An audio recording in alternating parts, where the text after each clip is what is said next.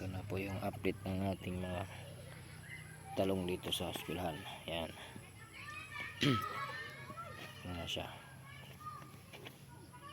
3 weeks after tos munting ng edad nito. Yan o.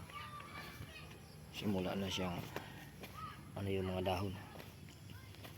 Malaki na yung mga dahon. Ayos na yung tubo.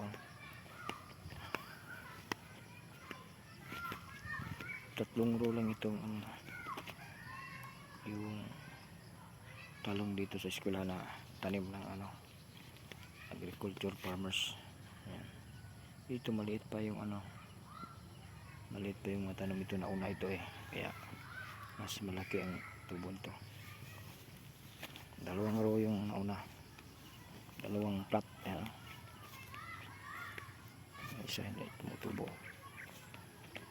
Maganda pag naka plastic mulch kasi walang damo na tumutubo. Tingnan nyo dito sa kabila maliit pa.